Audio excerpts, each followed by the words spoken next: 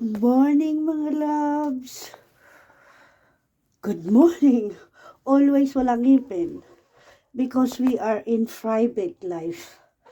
Nandito ako ngayon sa aming manukan. Kala mo naman malaking manukan. 26 pieces lang naman yung manok. So, yan. Ang mga ladies ko nandoon na sa labas. Dahil ako nandito sa loob. Maglilinis tayo ng kanilang bahay. Meron ka tayong manok pero alipin tayo ng ating mga manok.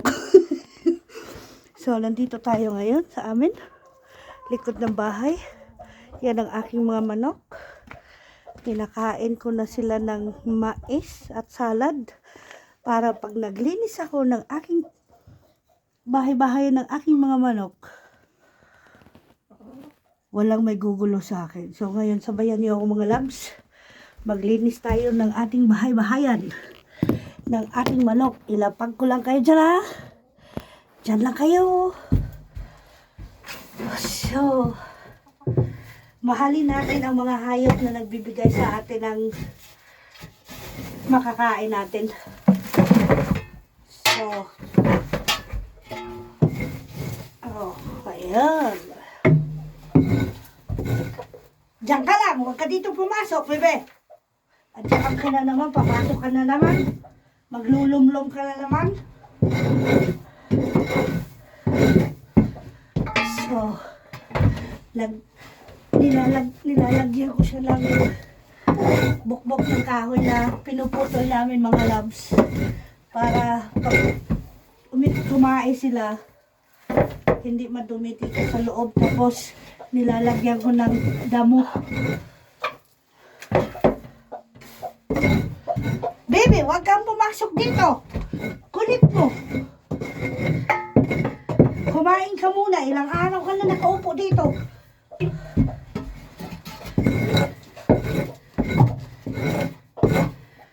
So,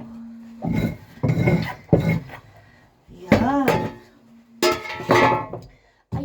Ayan.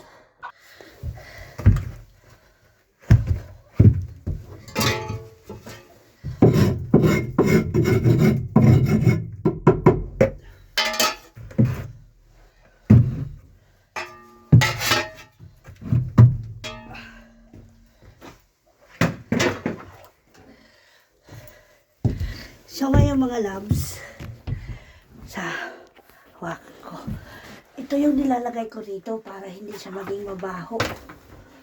Tsaka hindi sila, yung pupo nila dyan lang sa sa taas nito. After nitong bokbok pagkalagay ko, iwan ko anong pangalan yan sa Tagalog, lalagyan ko siya ng damo.